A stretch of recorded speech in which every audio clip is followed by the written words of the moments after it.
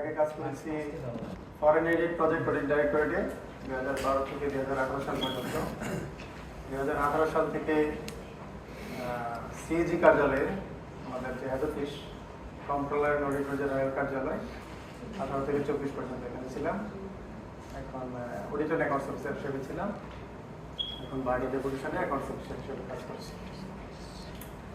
তো যেহেতু last session আপনাদেরও কোশ্চেনের দিকে মনোযোগ, আমরা সংক্ষেপে শেষ করব। আমাদের আলোচনাটা সংক্ষিপ্ত করার চেষ্টা করব। আমার যে টপিক সেটা হলো audit objection and it's disposal. এখন অবশ্য অবজেকশন কথাটা বলে না, এখন বলে অডিট অবজারভেশন। অবজেকশন যে কিছু কিছু ওয়ার্ডের আধুনিকায়ন হচ্ছে আর কি, এবং ডিসপোজাল না বলে বলে সেটেলমেন্ট। আমরা এই বিষয়ে কিছু আলোচনা করার চেষ্টা করি।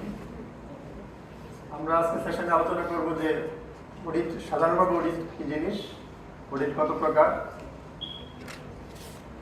অডিটের মাধ্যমে কিভাবে পাবলিক সেক্টরের অ্যাকাউন্টেবিলিটি নিশ্চিত হয়, যে আমাদের যে গভর্নমেন্ট অডিট সিএজি অডিট করে তার ম্যান্ডেট কি, সে কোন ক্ষমতা বলে অডিট করে, অডিটের পার্টি কারা, একটা গ্ল্যান্স অডিট প্রসেসটা কি শুরু থেকে শেষ পর্যন্ত আমরা একটু দেখব। অডিটের ক্ষেত্রে রিস্ক কি,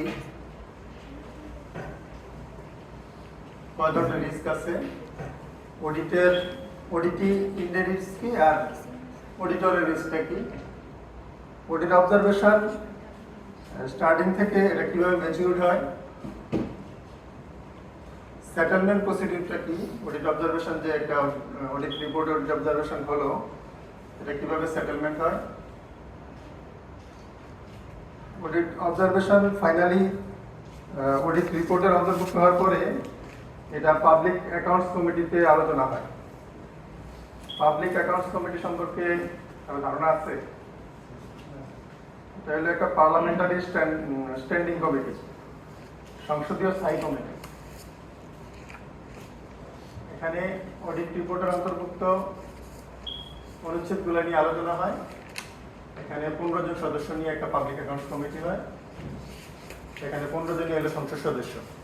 কোনো মিনিস্টার এটা মেম্বার হইতে পারে না বা চেয়ারম্যান হইতে পারে না। অডিট অবজারভেশনের সাধারণ কারণগুলো কি হয়, কি কি কারণে অডিট অবজারভেশন হয়, আর এটা সেটেল করতে দেয়া কি ধরনের সমস্যা হয়, সেটেলের ক্ষেত্রে বাধাগুলো কোথায়, এগুলো আমরা একটু সাধারণভাবে আলোচনা করব। অডিটকে যদি আমরা একটু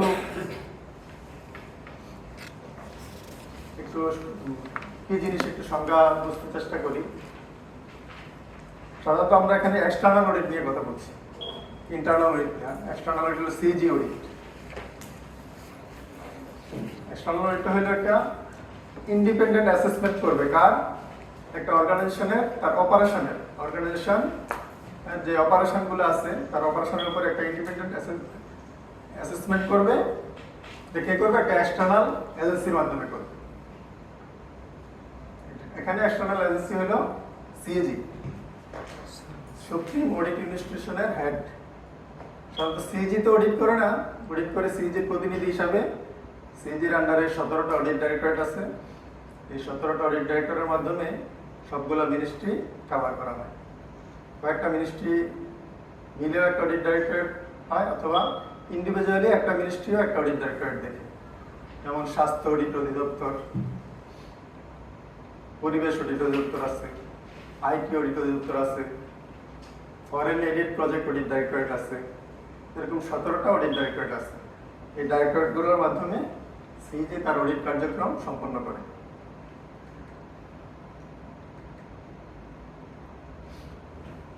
অডিট সাধারণত প্রাইভেট প্রতিষ্ঠানের ক্ষেত্রে একরকম, আর সরকারি অডিটগুলোর ক্ষেত্রে একরকম হয়। সরকারি অডিটের ক্ষেত্রে এখানে এসআই এর হেড হিসেবে সিএজি অডিট করে, আর প্রাইভেট প্রতিষ্ঠানে তো প্রতিষ্ঠানের কর্তৃক অডিটর নিয়োগ করা হয়। কিন্তু গভর্নমেন্ট অডিটের ক্ষেত্রে প্রতিষ্ঠান কর্তৃক নিয়োগ করা হয় না। এখানে স্টেট থেকে প্রতিষ্ঠানের কোনো সিলেকশন চয়েস থাকে না যে কে অডিট করবে তাকে। কিন্তু প্রাইভেট প্রতিষ্ঠানে সে চয়েস করতে পারে যে ওই প্রতিষ্ঠান দ্বারা সে অডিটটা করবে। এখানে মূল স্টেক হোল্ডার হলো সিটিজেন, আর প্রাইভেট প্রতিষ্ঠানের ক্ষেত্রে মূল স্টেক হোল্ডার হলো তার কোম্পানির শেয়ার হোল্ডার। অডিট সাধারণত 3 ধরনের: financial audit, performance audit, compliance audit. এছাড়াও এখন আরো আধুনিকায়ন হচ্ছে, পরিবেশ অডিট হচ্ছে, আইটি অডিট হচ্ছে। মূলত আমাদের গভর্নমেন্ট অডিটে এই 3টা অডিটের মধ্যেও কমপ্লায়েন্স অডিটটা সবচেয়ে বেশি হয়। ফাইন্যান্সিয়াল অডিট, পারফরম্যান্স অডিটও কয়েকটা হয়। প্রত্যেকটা অডিট ডাইরেক্টরেটের একটা লিমিট দেওয়া থাকে, একটা বা দুইটা ফিনান্সিয়াল অডিট করে, একটা বা দুইটা পারফরম্যান্স অডিট করে। মূলত প্রত্যেকটা প্রতিষ্ঠানে কমপ্লায়েন্স অডিটই করা হয়। যদি আমরা পার্থক্য বোঝার চেষ্টা করি, ফিনান্সিয়াল অডিট মূলত ফিনান্সিয়াল স্টেটমেন্টের উপরে যে অডিট। ফিনান্সিয়াল অডিটের ক্ষেত্রে একটা ফিনান্সিয়াল স্টেটমেন্ট লাগবে। ওই ফিনান্সিয়াল স্টেটমেন্টে ফিনান্সিয়াল ইনফরমেশনগুলো সঠিকভাবে উপস্থাপন করা হয়েছে কিনা,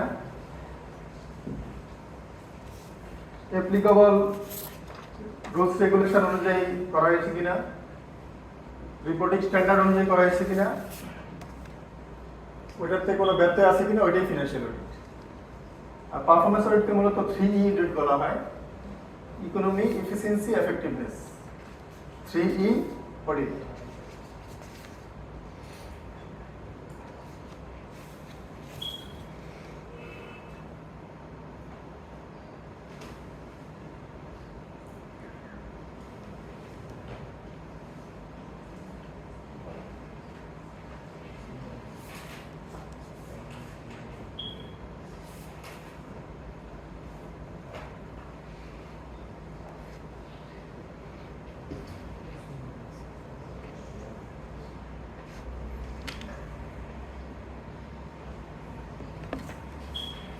ইকোনমি যদি বলি আমরা, যে শুধু সাশ্রয়ী মূল্যে পণ্য সংগ্রহ করাকে আমরা ইকোনমি বলবো না।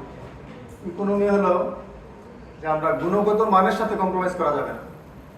গুণগত মান ঠিক রেখে প্রতিযোগিতামূলক দরের মাধ্যমে সবচেয়ে কম মূল্যে যেটা আমরা ক্রয় করবো, এটাকে আমরা বলবো ইকোনমি। আর এফিসিয়েন্সি মূলত রিলেশন হলো ইনপুট এবং আউটপুটের সাথে রিলেশন। যে আমি স্ট্যান্ডার্ড যে একটা আমাদের প্রচলিত যে স্ট্যান্ডার্ড আছে, যে কতটুকু ইনপুট দিলে আমি কতটুকু আউটপুট পাচ্ছি, ওই স্ট্যান্ডার্ডের সাথে কম্পেয়ার করে আমি ওই অনুযায়ী আউটপুট পাচ্ছি কিনা, ওইটা হলো এফিসিয়েন্সি। আর এফেক্টিভনেসটা হলো আমাদের যে আমার যে লক্ষ্য, ওই লক্ষ্য আমার অর্জিত হলো কিনা। আমার এই দুইটা ইকোনমি এবং এফিসিয়েন্সি মেনটেন করে আমার কাঙ্ক্ষিত লক্ষ্য অর্জিত হয়েছে কিনা, ওইটা হলো আমার এফেক্টিভনেস। ওই 3E অডিটের মাধ্যমে পারফরম্যান্স অডিট সম্পন্ন করা হয়।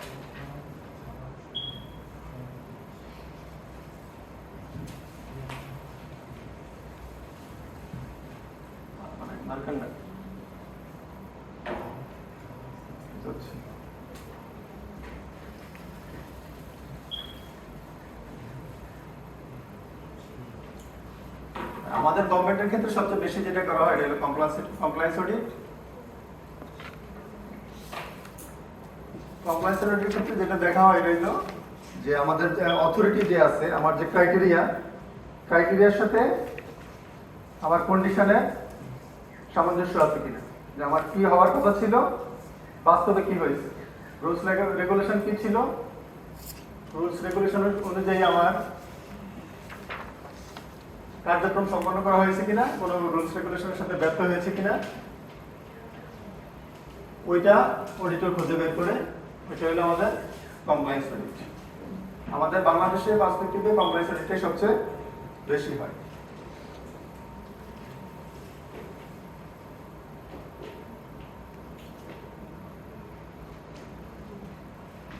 আমাদের মূলত অডিটটা হয় গভর্নমেন্ট অডিটের ক্ষেত্রে সম্পূর্ণ বাজেটের উপর ভিত্তি করে, যে আমাদের একটা অর্থ বছরে বাজেট বরাদ্দ কত, ওই বরাদ্দের সম্পূর্ণ অর্থ বছর ইমপ্লিমেন্টেশনের পরে অডিটটা হয়। যেমন 2023-24 অর্থ বছরে অডিট 2024-এর পরে এখন চলতেছে। আমাদের বার্ডের অডিট এখনো হয় নাই, আমরা আশা করতেছি যে রমজানের পরে অডিট হবে। তো একটা অর্থ বছরের খরচ সম্পন্ন হওয়ার পরে ওই খরচটা ওই ব্যয়টা সম্পূর্ণ রুলস রেগুলেশন বা গভর্নমেন্টস রুল রেগুলেশন অনুসারে হলো কিনা ওইটা অর্থ বছরের পরে অডিট সম্পন্ন হয় এবং প্রত্যেকটা মিনিস্ট্রির অডিট সম্পন্ন হওয়ার পরে পুরো অর্থ বছরের বাজেট বরাদ্দের উপর একটা রিপোর্ট হয়। এখন এই যে বাজেট বরাদ্দটা আমাদের অর্থের উৎস কি, বাজেটের অর্থের উৎস কি কি? ট্যাক্স, ভ্যাট, লোন, সঞ্চয়পত্র, তারপরে বৈদেশিক সাহায্য আছে, আমাদের ইন্টারনাল লোন আছে, রেমিটেন্স আছে। রেমিটেন্স সরাসরি তো গভর্নমেন্ট বাজেটে যায় না, এটার একটা অংশ যায় হয়তো। এটার যে গভর্নমেন্টের যে ব্যাংকিং মাধ্যমে আসলে ব্যাংকের যে একটা ইন্টারেস্ট আছে ওইভাবে হয়তো কিছুটা আসে। তো মূলত অর্থটা যেভাবেই আসুক, অর্থটা আসে সরাসরি জনগণের কাছ থেকে, এবং যেটা লোন নেওয়া হয় ওইটারও রিকভারির দায়িত্ব কার? জনগণের উপরই বর্তায়। মূলত সবটা অর্থই জনগণের। তাহলে রাষ্ট্রের যে আমাদের বাজেটের উৎস হইল একমাত্র জনগণের অর্থ, জনগণই এই অর্থের মালিক। এই জনগণের অর্থের মাধ্যমে আমাদের বাজেট বরাদ্দটা আসে। এই জনগণ যে অর্থের মালিক, তাই জনগণ এই অর্থটা তার যে কোথায় খরচ হইলো, কিভাবে খরচ হইলো, এই জবাবদিহিটা তো তার কাছে আসতে হবে। সে তার জবাব দিতে চাইবে যে আমার টাকা গভর্নমেন্ট তুমি কিভাবে খরচ করছো এটার জবাব আমাকে দাও। এই জবাবটা নিশ্চিত হয় অডিটের মাধ্যমে। প্রথমে ডেলিগেশন অফ পাওয়ার, এই খরচটা কিভাবে কে করবে এই পাওয়ারটা ডেলিগেট করা হয়। খরচ হওয়ার পরে এটা অডিট হয় এবং অডিট রিপোর্ট পার্লামেন্টের মাধ্যমে জনগণের কাছে যায়, এবং এইভাবেই এটার অ্যাকাউন্টেবিলিটি নিশ্চিত হয়। কিভাবে হয় আমরা যদি একটু দেখি, জনগণ ভোটের মাধ্যমে মেম্বার অফ পার্লামেন্ট নির্বাচন করে, সংসদ গঠন করে। কিভাবে? যে কোনো একটা দল তার ম্যানিফেস্টো নিয়ে জনগণের কাছে যায় যে আমরা একটা অঙ্গীকার নিয়ে যে আমরা এটা করব, আমাদের নির্বাচিত করলে আমরা এই কাজগুলো প্রায়োরিটি বেসিসে করব। জনগণের যার ম্যানিফেস্টো পছন্দ হয় তাকে নির্বাচিত করে সে সরকার গঠন করে।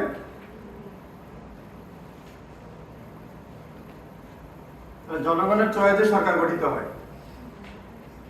সরকার জনগণের কাছে দায়বদ্ধতা নিয়ে আসে যে আমি এই প্রায়োরিটি বেসিসে আমি এই খরচ করব। তখন তার ম্যানিফেস্টো অনুযায়ী সে প্রায়োরিটি বেসিসে বাজেট বরাদ্দ অনুযায়ী অ্যালোকেশন করে। অ্যালোকেশনটা এক্সিকিউটিভের মাধ্যমে তার পাওয়ারটা ডেলিগেট করে এক্সিকিউটিভ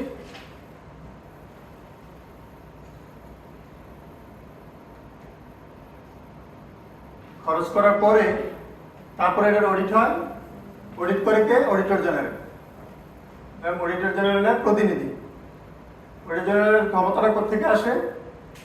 অডিটর জেনারেল যে অডিট করবে তার ক্ষমতাটা আসে পার্লামেন্ট থেকে।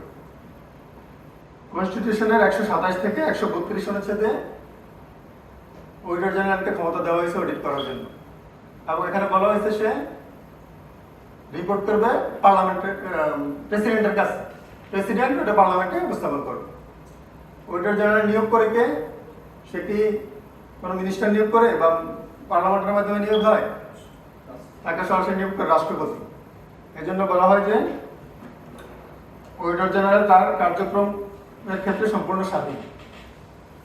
এটা কনস্টিটিউশনের অনুচ্ছেদে এটা বলা আছে, 127 থেকে 132 অনুচ্ছেদ। ওইখানে অডিটর জেনারেলের স্বাধীনতা দেওয়া আছে যে সে তার কাজের ক্ষেত্রে কারো অধীন হবে না, কারো নিয়ন্ত্রণে সে কাজ করবে না। অডিট করার জন্য সে সম্পূর্ণ স্বাধীন।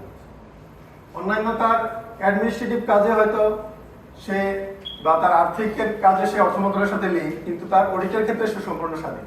সে কারো পরামর্শ অনুযায়ী বা কারো নিয়ন্ত্রণে থেকে সে কাজ করবে না।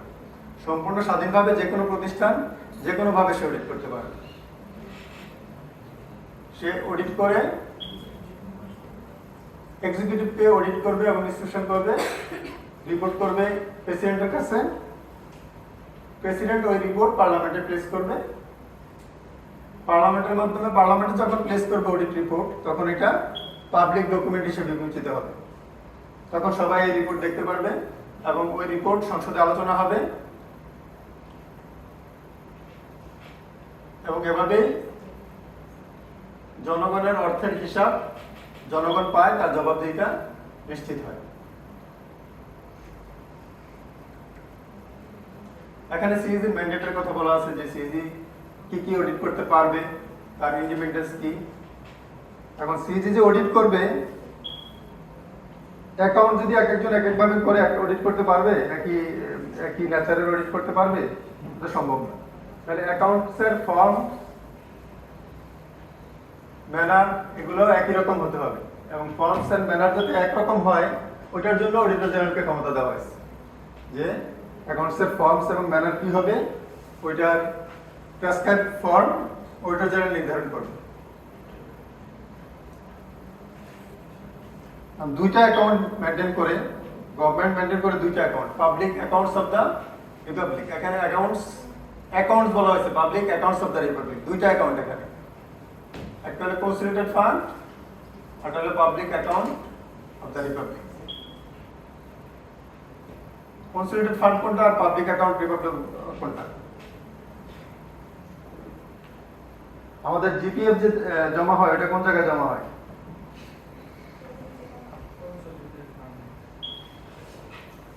ওইটা হলো public account of the Republic, যেটা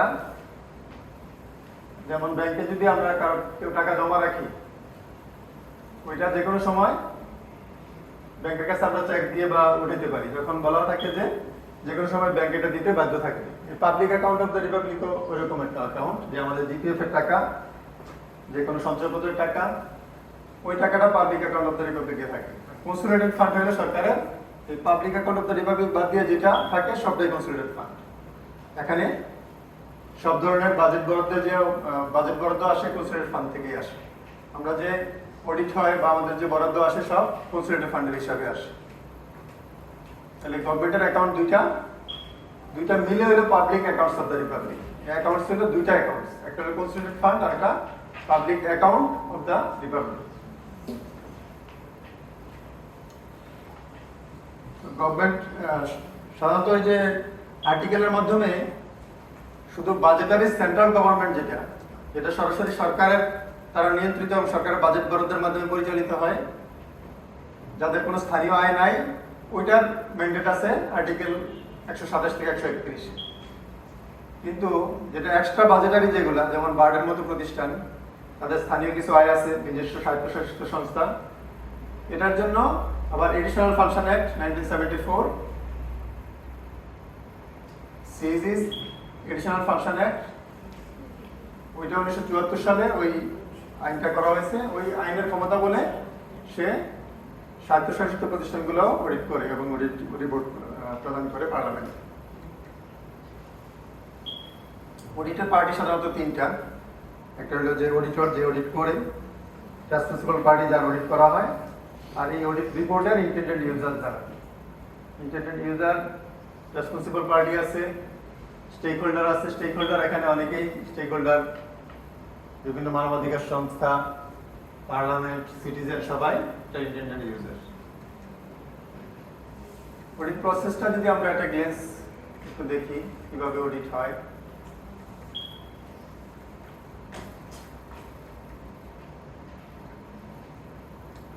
সিইজি পুরো বছরের বাজেটটা নিয়ে কাজ করে, যে 17টা অডিট ডাইরেক্টরের মাধ্যমে কোন মন্ত্রণালয়ে কোনটা যাবে ওইটা সিলেক্ট করে, সে এক অর্থ বছরে পুরোটা অর্থ তো অডিট করা সম্ভব না, এখানে তার ওই পরিমাণ জনবল নাই, ওই পরিমাণ অর্থ নাই, সে এই জন্য প্রায়োরিটি বেসে সিলেকশন করে, রিস্ক বেসিসে সিলেকশন করে।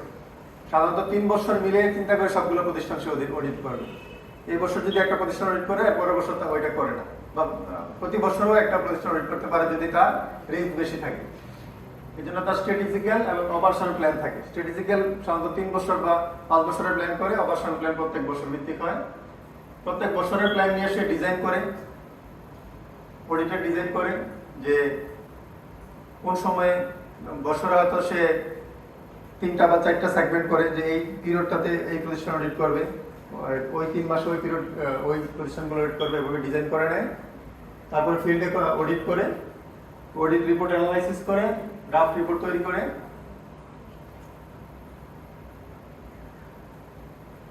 ড্রাফট রিপোর্টটাকে সাধারণত বলা হয় যে অডিট ইন্সপেকশন রিপোর্ট, এআইআর বলা হয়।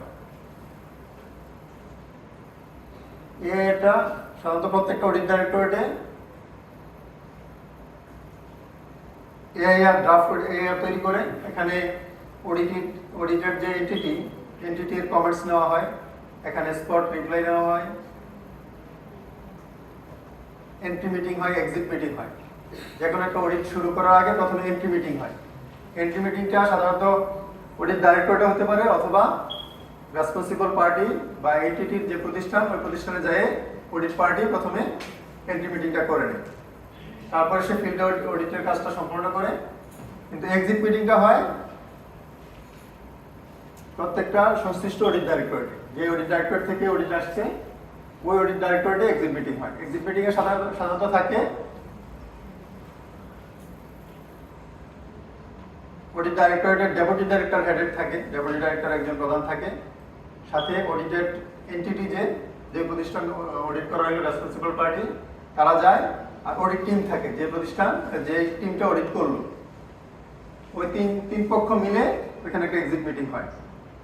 ডেপুটি ডাইরেক্টর এবং সংশ্লিষ্ট শাখা প্রধান মিলে এরা যে অবজারভেশনগুলো এখানে উপস্থাপিত হয়েছে ওইগুলোর ব্যাপারে আলোচনা হয়।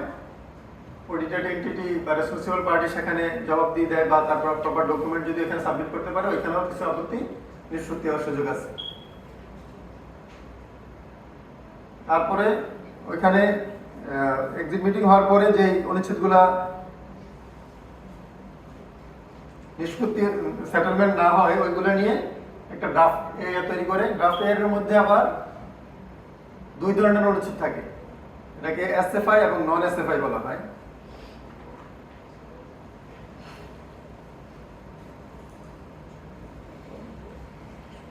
এসএফআইটা বলা হয় সিরিয়াস ফিনান্সিয়াল ইরেগুলারিটি।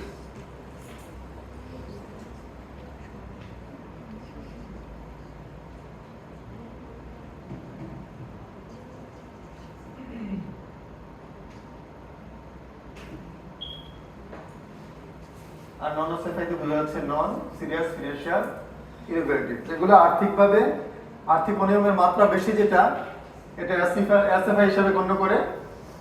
ওইটা অডিট রিপোর্টের সাধারণ অনুচ্ছেদ আর অগ্রিম অনুচ্ছেদ হিসাবে দুই ভাগে বিভক্ত করা হয়। যেটাতে আর্থিক সংশ্লেষ বেশি থাকে, অনিয়মের পর্যায়ে বেশি থাকে, ওইটাকে সিরিয়াস ফিনান্সিয়াল ইরেগুলারিটি হিসাবে নির্বাচিত করে অডিট অনুচ্ছেদগুলো দুই ভাগে ভাগ করা হয়, অগ্রিম আপত্তি আর সাধারণ আপত্তি। সাধারণ আপত্তিগুলা জবাব দিতে হয় সরাসরি অডিট ডাইরেক্টরেটে। অডিটেড এন্টিটি সরাসরি তার পরবর্তী নিষ্পত্তির পর্যায়ে যায় সে প্রপার এভিডেন্স সহ বা আলোচনা, তার ডকুমেন্ট সহ, তার জবাব সহ, তার যৌক্তিকতা সহ তুলে ধরে সে সরাসরি অডিট ডাইরেক্টরেটে জবাব দিবে এবং সরাসরি নিষ্পত্তির কার্যক্রম পরিচালিত হয়। কিন্তু যেগুলো এসএফআই এগুলো মিনিস্ট্রির মাধ্যমে যাইতে হয়। প্রথমে জবাব মিনিস্ট্রিতে দিতে হবে, মিনিস্ট্রি পর্যালোচনা করে রিকমেন্ডেশন করবে, ওই রিকমেন্ডেশন সহ অডিট ডাইরেক্টরেটে যাবে। এখানে মিনিস্ট্রি ইনভলভমেন্ট থাকে, মিনিস্ট্রির প্রধান হিসাবে থাকে পিএও, প্রিন্সিপাল অ্যাকাউন্টিং অফিসার হিসাবে সচিব থাকে। ওই সচিবের মতামত সহ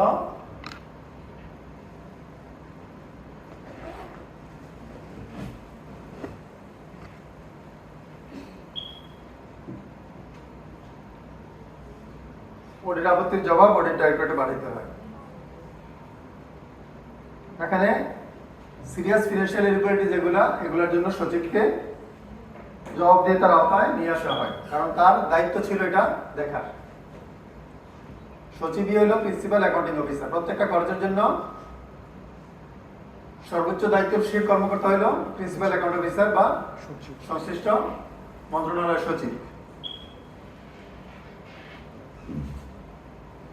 তারপর এভাবে জবাবদিহিতার পরে যেগুলো নিষ্পত্তি হয় ওগুলো সেটেলমেন্ট পর্যায়ে চলে যায়, আবার যেগুলো থাকে ওগুলো আবার একই প্রসেসে আবারও জবাব দেওয়ার সুযোগ থাকে।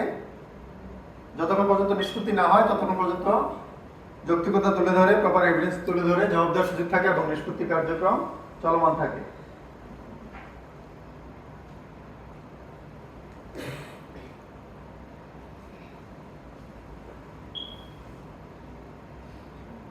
ওইটাই আমরা এখানে একটু লিখিতভাবে নিয়ে আসছি যে স্ট্র্যাটেজিক প্ল্যান অপারেশন কিভাবে হয়।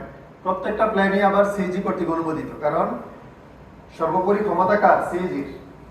অডিটের ক্ষমতা হলো একমাত্র সিএজি তার প্রতিনিধির মাধ্যমে এই অডিট কার্যক্রমটা সম্পন্ন করে। যে প্রত্যেকটা পর্যায়ে সিএজির অনুমোদন নিতে হয়।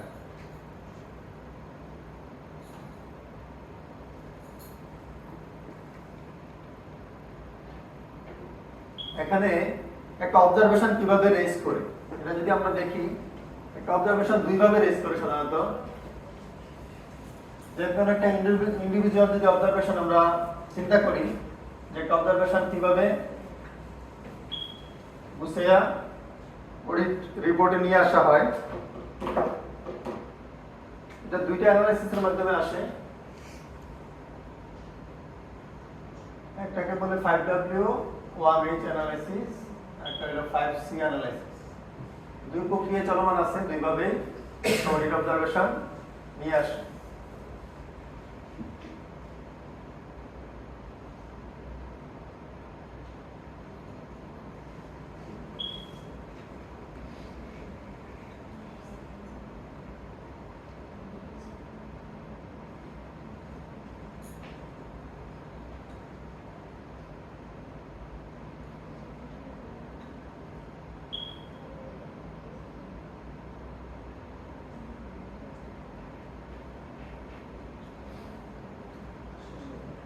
ও দিয়ে সাধারণত বোঝায় যে কোন এন্টিটি অডিট করতেছে।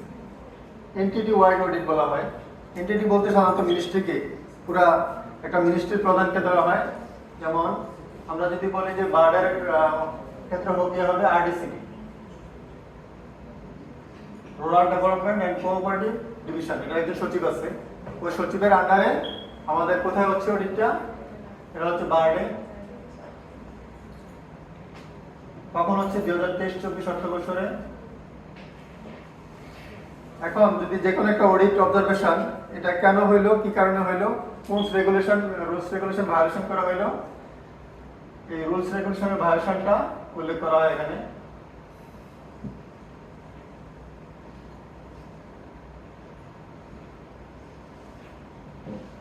আর এটার ফলাফল কি?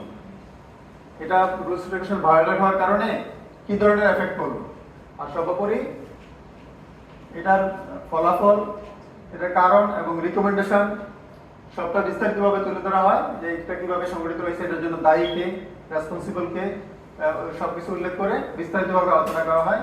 এই সাধারণত যে শিরোনাম, যে অডিট অবজারভেশনের শিরোনাম থাকে একটা,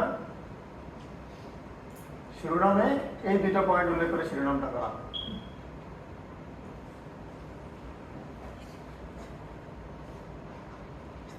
যে কোন রেগুলেশন ভায়োলেট করে অনিয়মটা সংঘটিত হয়েছে এবং এইটার ফলাফল কি। যেমন বলা হয় যে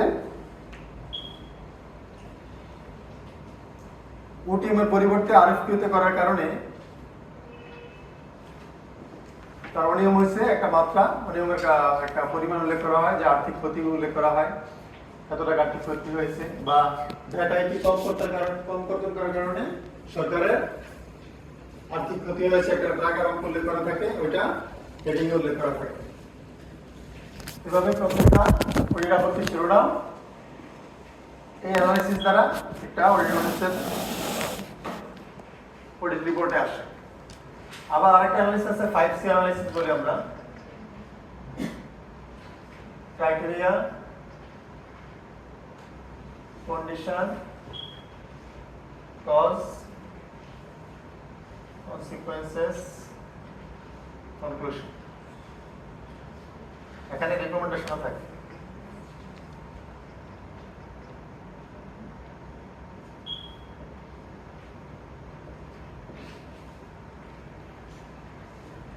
যে কোনো একটা ব্যয় করার ক্ষেত্রে আমার অথরিটি অনুযায়ী আমার ব্যয় করতে হবে, যে আমি যে খরচটা করব আমার অথরিটি কি।